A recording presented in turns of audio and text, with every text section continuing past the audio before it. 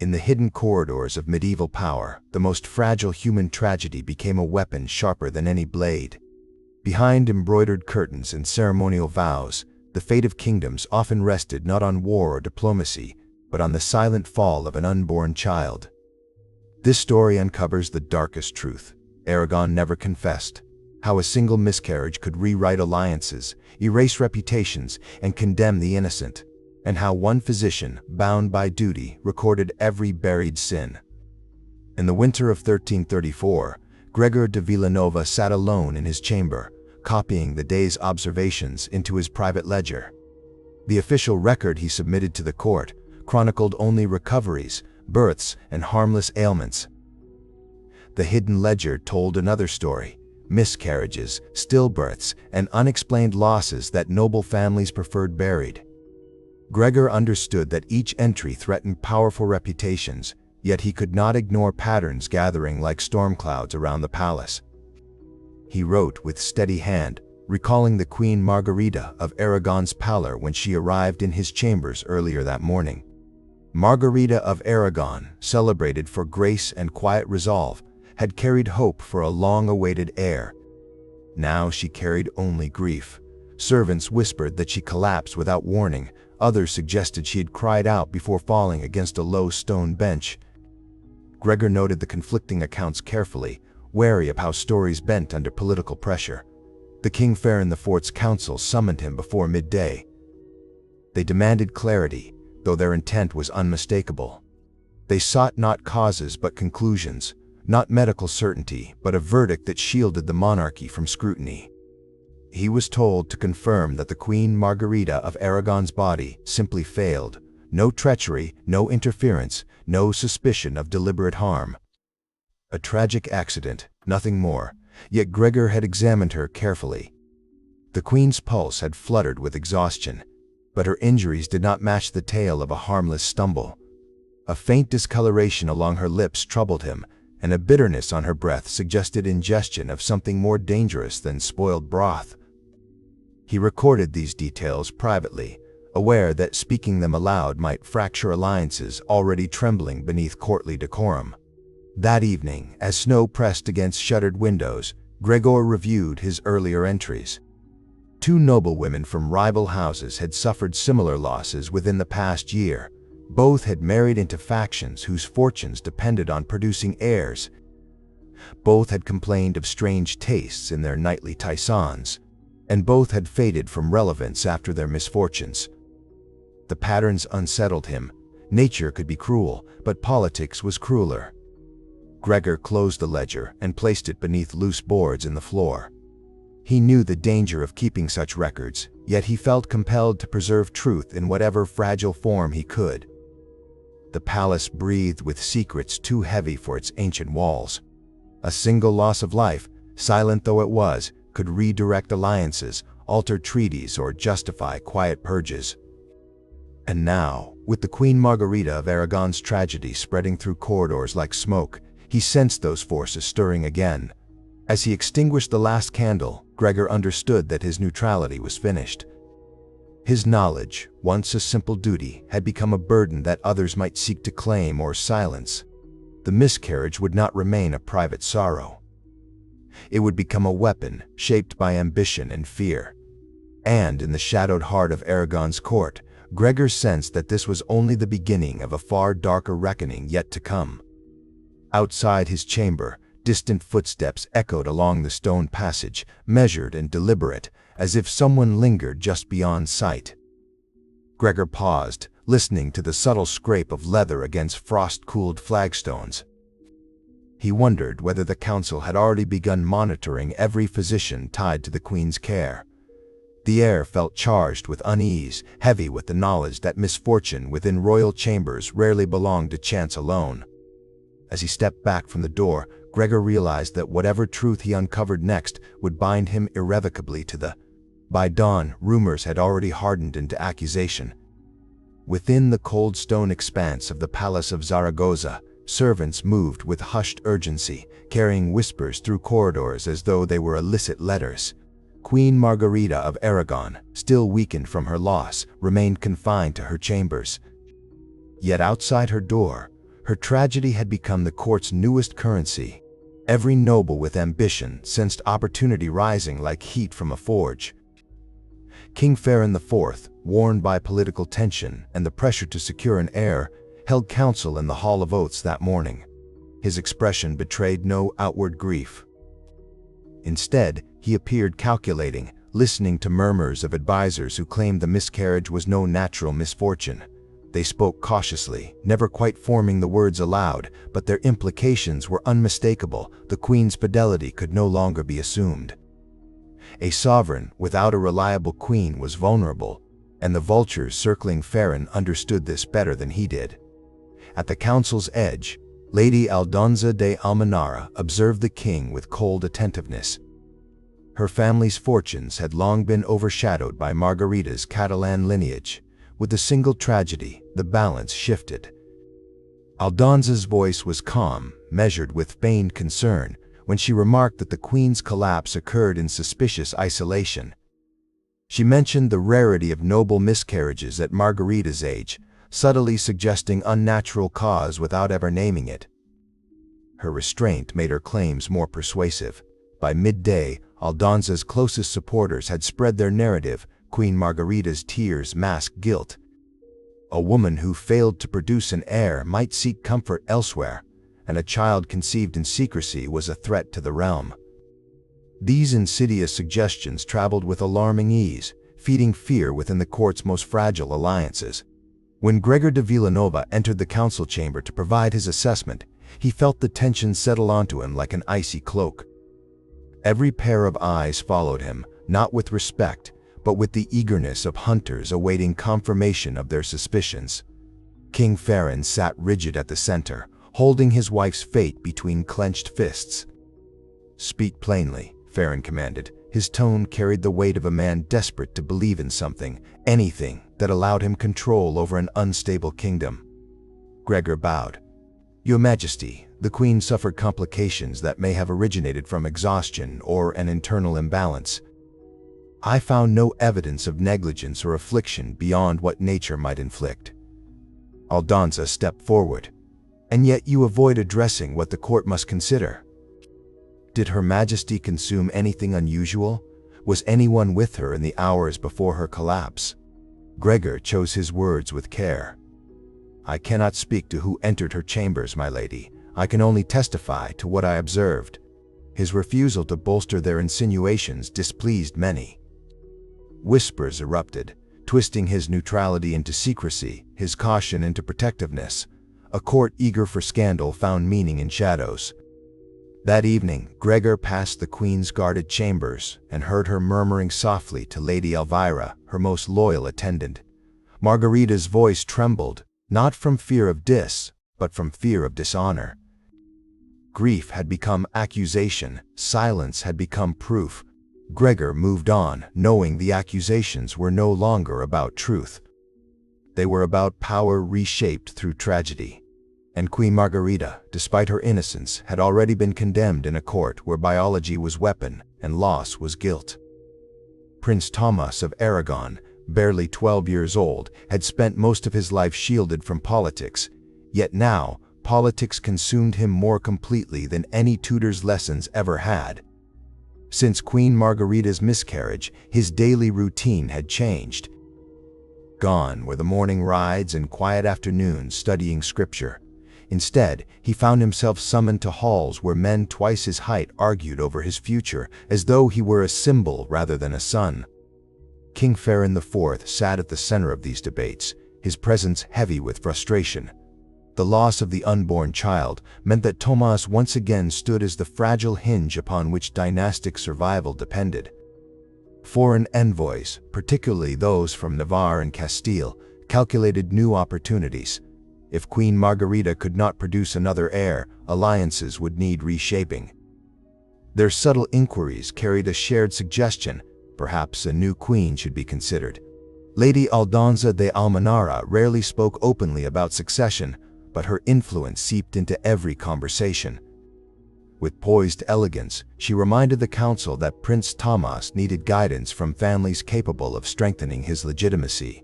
Her insinuations targeted the Queen indirectly, Yet everyone understood her implication. Margarita's alleged instability now threatened the crown itself. Prince Thomas listened in silence, his gaze fixed on the polished floor as nobles debated whether his mother was still fit to remain queen. He did not speak. He was not meant to. Children of royalty learned early that silence often protected them better than words, but as he sat beside his father, he felt the weight of expectation settle like a chain across his chest.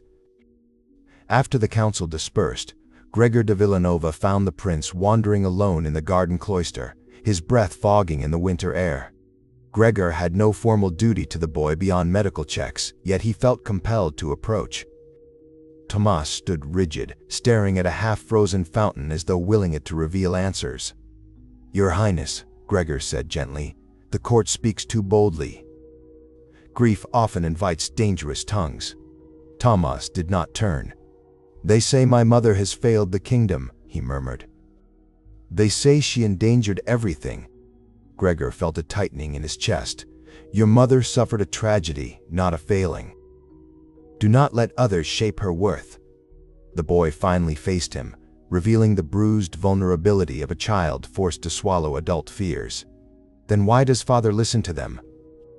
Why does he let Lady Aldonza speak as though she commands him?" Gregor hesitated, aware that honesty could wound the prince further. "Because the king fears instability more than rumor. And some in this court know how to turn fear into influence." Tomas lowered his gaze. "They want me to choose a faction. They tell me I must stand with Lady Aldonza if I want to secure my future. But if I do, it means turning against my mother." Gregor wished he could offer comfort beyond words, but in Aragon's court, comfort was a luxury truth rarely provided. "You are the heir, Tomas. Every choice you make will have consequences.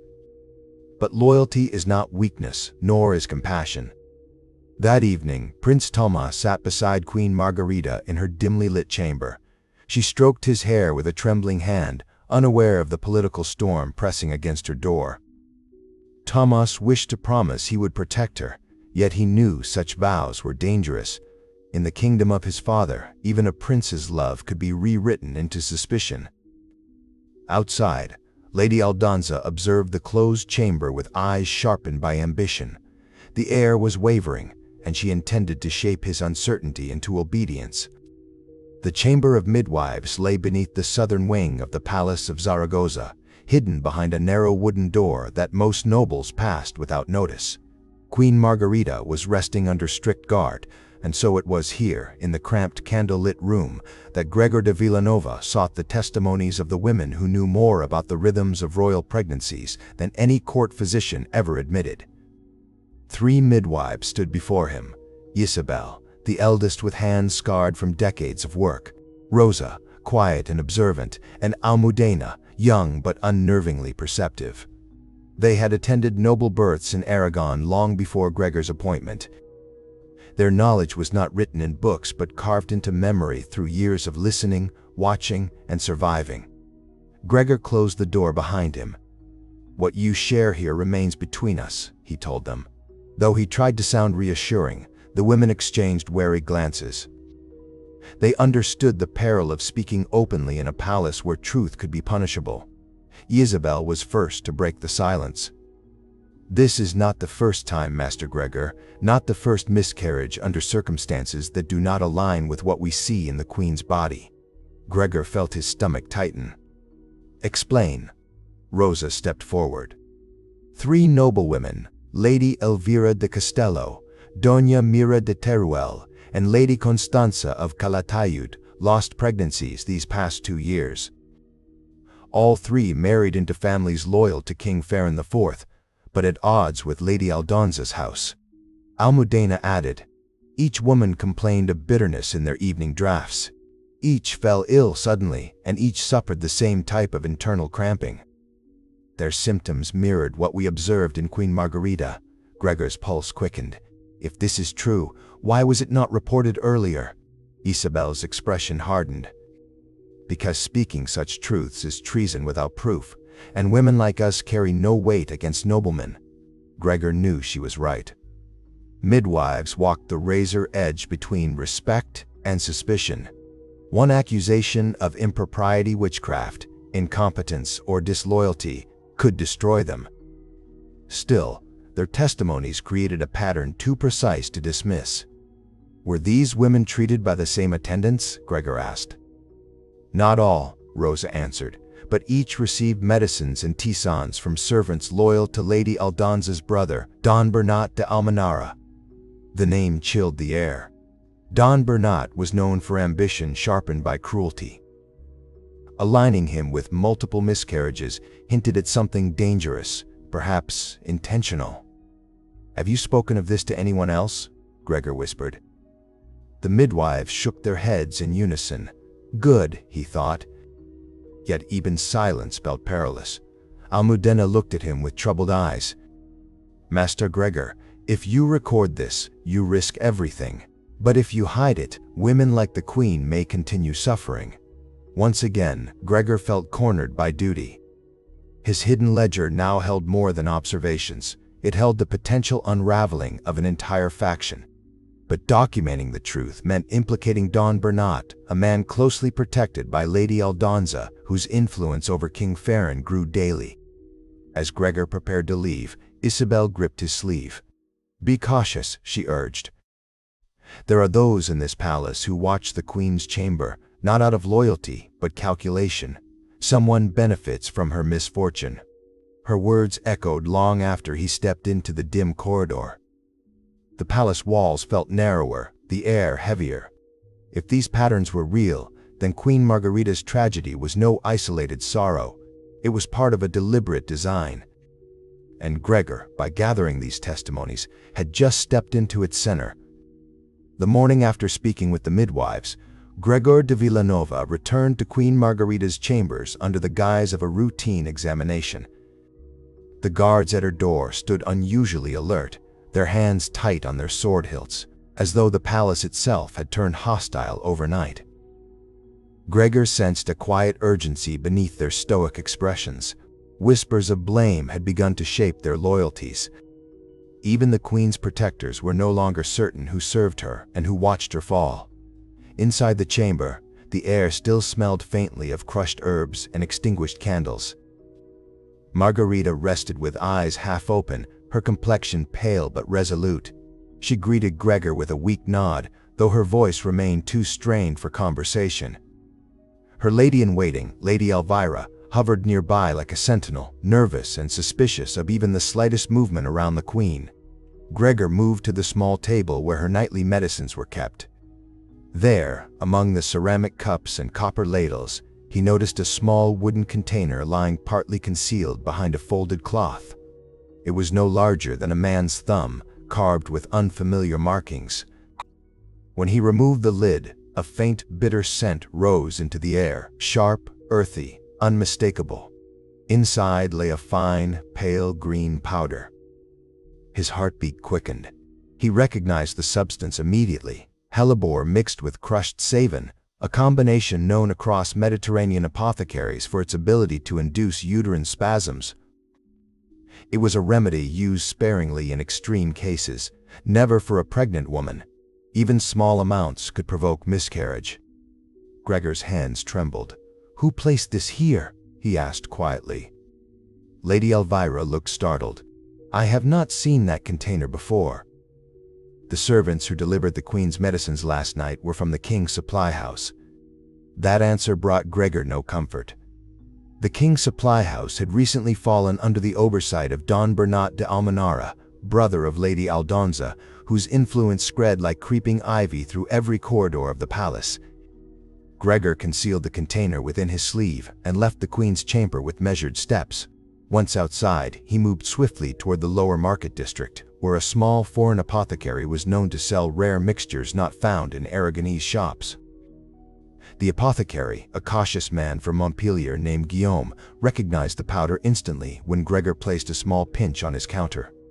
"This mixture," Guillaume whispered, "is my own preparation. I sold it 2 weeks ago to a nobleman bearing the crest of House Almenara." Gregor felt the ground shift beneath him. "Do you recall his name?" Gregor pressed.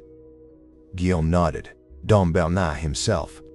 The confirmation struck with brutal clarity. The pattern revealed by the midwives had found its missing piece. The miscarriages, the bitterness in the drafts, and now the Queen's tragedy, each thread traced back to the same architect. If Gregor exposed this truth, he would implicate a man shielded by influence, protected by ambition, and notorious for silencing threats without hesitation. As Gregor walked back toward the palace, the city's winter air felt suffocating. The truth he carried could restore Queen Margarita's honor, but it could also destroy him. For in King Ferran's court, accusations without proof were dismissed as slander, and proof itself was often buried beneath fear. By the time he returned to the palace gates, Gregor realized that knowledge offered no safety. It was not a tool, nor a weapon. It was simply a weight, one that could pull him into the same abyss consuming Queen Margarita. Yet even with this realization tightening inside his chest, Gregor knew he could no longer remain silent. Someone had used that powdered chalice. Someone wanted the Queen broken. And now he understood exactly who. The summons arrived at dawn, delivered by a royal scribe whose expression revealed more pity than professionalism. Queen Margarita was ordered to undergo a public examination, the medieval ritual reserved for women accused of infidelity, falsified pregnancies, or moral corruption. Such ceremonies were rarely about truth. They were spectacles designed to break a woman's dignity before the court decided her fate. Gregor de Villanova stood among the assembled officials as the Queen was escorted into the dim hall reserved for legal rites. Her steps were slow, her posture rigid. She had been dressed in a plain linen shift, stripped of jewels, color, and royal presence. Once the hall doors sealed behind her, the murmurs rose like a tide, fed by rumor and encouraged by Lady Aldonza's faction, who filled the benches with their allies. The tribunal consisted of 3 elder midwives, a bishop, and 2 court physicians. Gregor recognized all of them. None would dare oppose Lady Aldonza's influence. Queen Margarita looked at Gregor only once, and in that brief moment, he understood she was not afraid of pain. She was afraid of humiliation. The bishop announced the charges, spoken in a cold monotone. Her Majesty stands accused of negligence in preserving the royal heir, concealing impropriety, and falling under sinful influences that may have contributed to the loss of her unborn child. Gregor felt the words physically strike the Queen. Her fingers tightened around the cloth of her shift, but she did not speak. She was not allowed to. The 3 midwives approached her, their faces solemn. Gregor knew them well, women bound to tradition, to ritual, and to the crown, not the Queen herself. They inspected her carefully, methodically, as though she were an artifact rather than a grieving mother. Their movements were clinical, detached. Every step of the examination was performed before an audience of nobles eager to consume each moment of disgrace. No evidence of infidelity, no evidence of wrongdoing, no evidence of impurity, but the absence of guilt did nothing to restore her dignity. For Margarita had been forced to lay bare the most intimate parts of herself to people who desired only her ruin. Gregor observed in silence, his jaw locked so tightly that pain radiated down his neck. He recalled the powdered chalice hidden now in his chamber. He recalled Guillaume's trembling confession. Everything pointed away from Margarita, and yet she stood alone before this tribunal, stripped of agency, reduced to an object of judgment. The bishop concluded the ritual with manufactured solemnity. No signs of corruption are found upon Her Majesty. Yet her conduct remains under review by the council. Her silence in these proceedings shall be taken as acknowledgement of responsibility. Responsibility, a word twisted into a noose. When Margarita was finally released, she walked past the nobles without lifting her eyes. Gregor noticed that even those who once adored her now looked away, embarrassed not by the injustice but by their own proximity to her downfall. It was easier to avoid her gaze than to confront the truth. As she passed Gregor, he bowed, not as a physician, but as a man acknowledging a tragedy he could not prevent. She did not speak, she could not, but the faint tremor in her hand revealed everything. By the time the queen disappeared behind the hall's heavy doors, Gregor understood a terrifying realization. Innocence had no value in this court. The truth did not protect. The body did not prove. The examination had not cleared her. It had transformed her into something else entirely. A symbol, a warning. A woman stripped of voice, judged without words, and the forces hungry for her ruin had only just begun. The courtyard where Prince Tomas practiced his morning drills had grown eerily quiet in recent days. Gregor de Villanova crossed it slowly, watching the boy's sword arc through the chilled autumn air. At 12, Tomas was lanky and unsteady, but his instructors praised his discipline. Discipline, Gregor feared, was turning into obedience to the wrong hands. Lady Aldonza observed the lesson from a shaded balcony, flanked by advisors who whispered into her ear like carrion birds. Her cold smile reminded Gregor that the court no longer saw Tomas as a child. He was now a political vessel waiting to be filled. When the lesson ended, Aldonza descended the stairway with calculated grace. "Your Highness," she called warmly, "there is a matter of importance that requires your signature." Tomas hesitated. He glanced at Gregor as if searching for reassurance, but Gregor knew he could offer none without risking open confrontation. The boy followed Aldonza to a private chamber, and Gregor, as royal physician, was permitted entry only under the pretense of checking Tomas's pulse after exertion.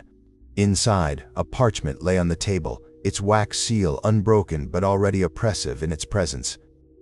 Aldonza gestured toward it. "This declaration," she said smoothly, "is simply a statement ensuring that the realm remains stable after the Queen's recent misfortune. You are the future of Aragon, Your Highness. The people must see your loyalty is to the kingdom above all else." Tomas swallowed. "But my mother, she is still queen." "Of course," Aldonza replied, her tone dripping with practiced pity. "No one questions that. But the council believes it wise for you to affirm your independence from her. Unfortunate circumstances, merely a precaution." A symbolic gesture. Symbolic. Gregor's stomach turned. He stepped closer under the guise of medical concern, watching the boy's trembling hands. The parchment was more than symbolic. It formally declared that Tomas did not recognize his mother as a reliable guarantor of his succession, effectively isolating her from political authority. Aldonza's brother, Lord Bernat, entered the room with an air of finality. "The Queen," he said bluntly, "has become vulnerable to manipulation.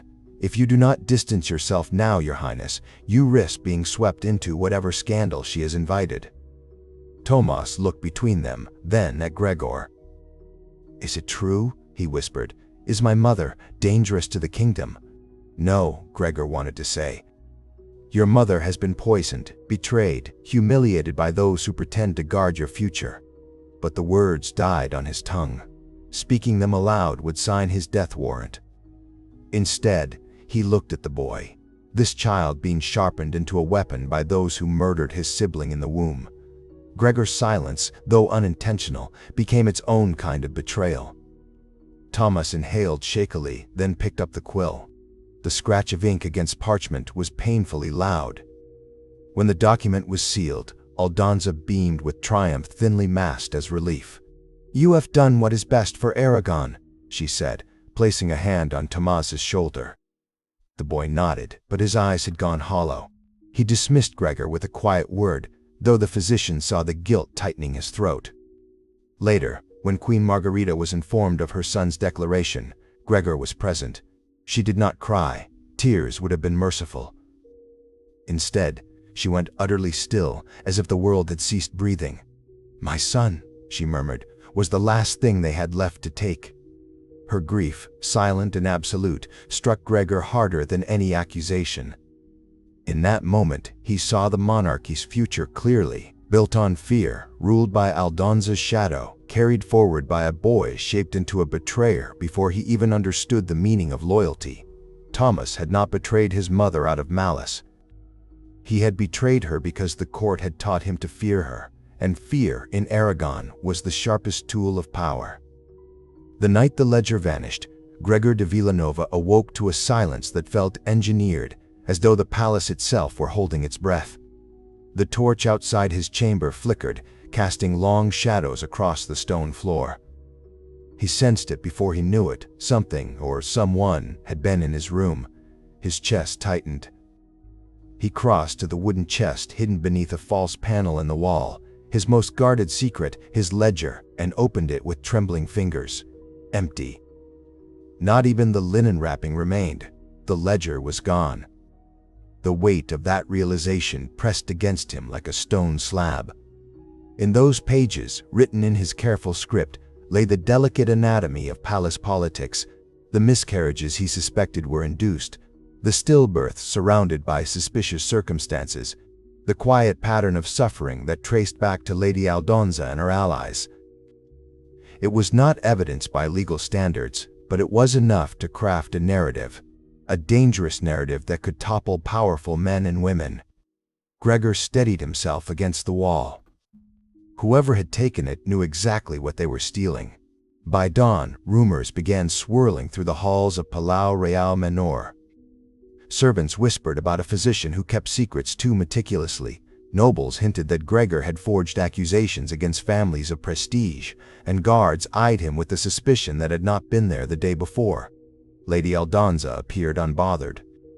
At the morning council, she greeted Gregor with thin courtesy, though the slight upward tilt at the corner of her mouth betrayed her triumph. She knew. She wanted him to know that she knew. Gregor understood then that his time as an invisible observer had ended. He had become a piece on the board. The first formal accusation came at midday, a summons from King Farron's scribes stating that Gregor was to be questioned regarding improper maintenance of royal medical records. The words were deliberate, carefully chosen to imply both negligence and deceit. Queen Margarita, still recovering from both physical and political wounds, watched from her secluded chambers as Gregor was escorted across the courtyard. Her eyes, once fierce, now glimmered with helpless sorrow. He bowed his head in acknowledgement, unable to stop, unable to explain. Within the council room, he recognized the atmosphere immediately. It was not an interrogation. It was preparation for one. Lord Bernat, Aldonza's brother, sat with arms folded, his expression carved from cold stone.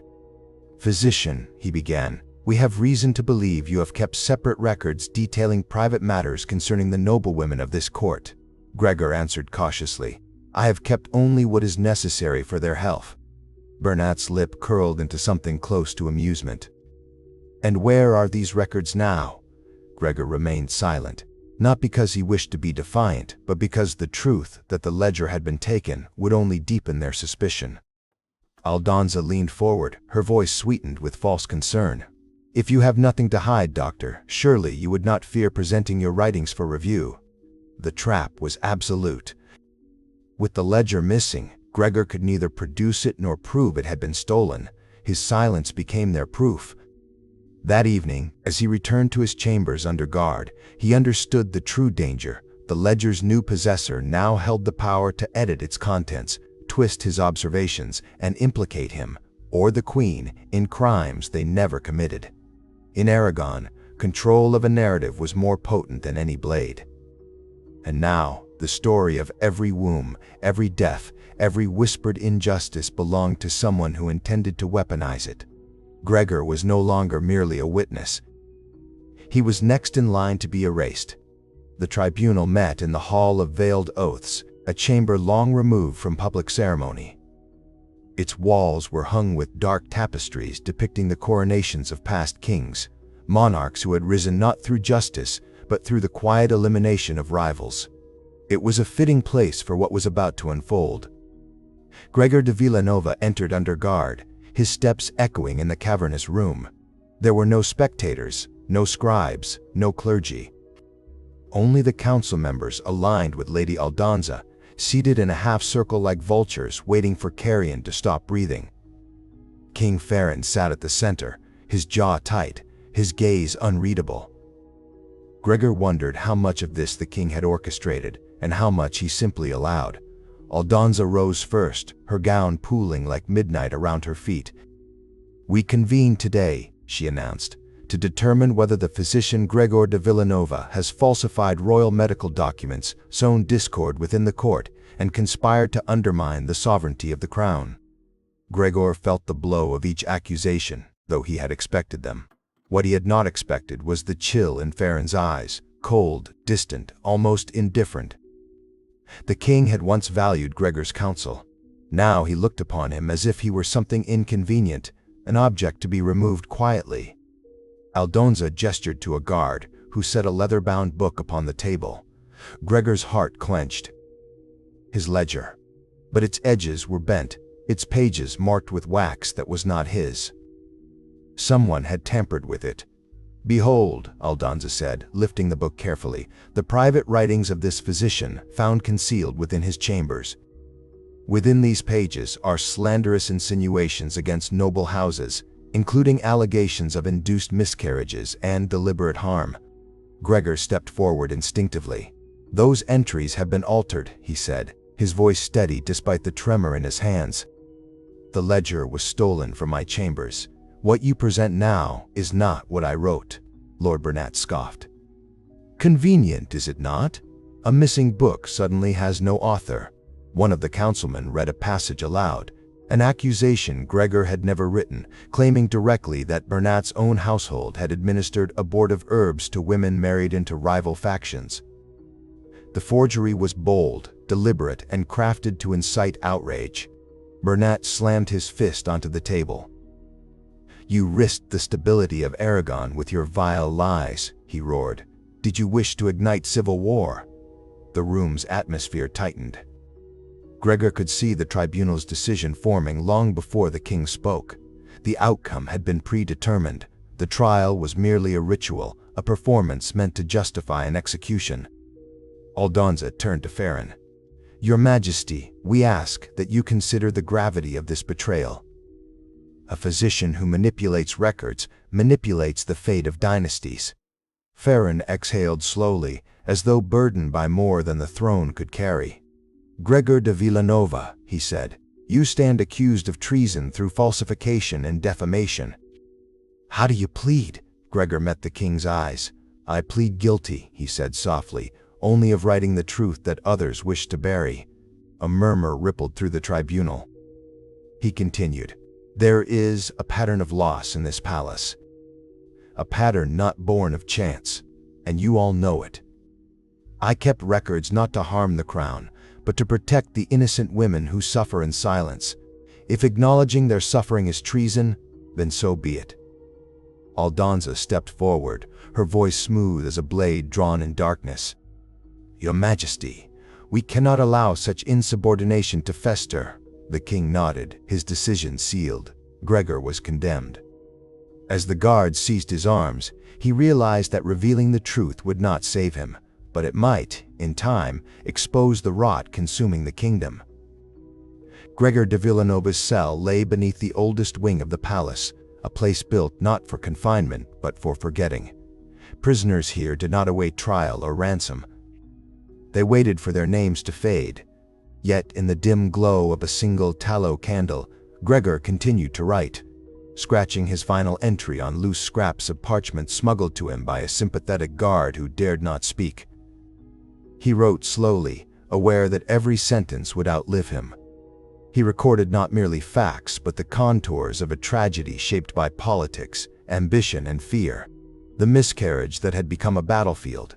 The queen broken not by sin, but by accusation. The boy prince reshaped into a weapon. The ledger twisted into a tool for tyranny. His script wavered at times, but his hand did not fully falter. "History," he wrote, "belongs to those who survive long enough to shape it. But truth belongs to those who dare to record it." Above his cell, the court rearranged itself with chilling efficiency. Queen Margarita's exile was announced not as punishment, but as an act of mercy. Official proclamations stated she had requested seclusion for the sake of her health. The truth, of course, was far darker. She had not been asked for her wishes, she had merely been informed. Gregor imagined her leaving the palace at dawn, escorted by guards who avoided her gaze, knowing they were witnessing the quiet burial of a living woman's place in history. Prince Tomas, now under the constant tutelage of Lady Aldonza, had taken on a manner twice his age. His boyish uncertainty had hardened into a cold alertness. Gregor's final glimpse of him, seen through iron bars as the boy passed the lower courtyard, carved itself into the physician's memory. Tomas did not look toward the dungeon. Whether out of fear, shame, or indoctrination, Gregor could not tell, only that the child was gone, replaced by a figure molded by those who had used him as a shield against the truth. King Farron seemed to fade from the narrative entirely. His authority persisted in title, but not in action. Decisions were carried out in his name while he lingered in a haze of uncertainty, perhaps recognizing too late how thoroughly his court had been captured. Gregor paused in his writing, listening to footsteps echo through the corridor. The guards had come twice already to prepare him. The third visit would be final. He resumed writing, aware that he had only minutes left. He wrote of the midwives whose voices had been silenced, of noble women punished for losing children they had never been allowed to carry safely, of the subtle poisons hidden behind alliances. He wrote of the ledger, not the corrupted version paraded before the tribunal, but the truth it originally contained. He ended with a message, not to Farron, not to Tomas, but to the historians yet unborn. Let this be my final entry. If these pages survive, know that kingdoms fall not only through war, but through the quiet cruelty practiced in their shadows. A single lost child can alter the course of nations when lies are permitted to grow roots in the soil of grief. The candle sputtered. The footsteps returned. Gregor folded the pages, handing them to the guard who had once brought him scraps. "Hide them," he whispered. The guard nodded once, slipping them beneath his cloak before turning away. Moments later, Gregor was led into darkness.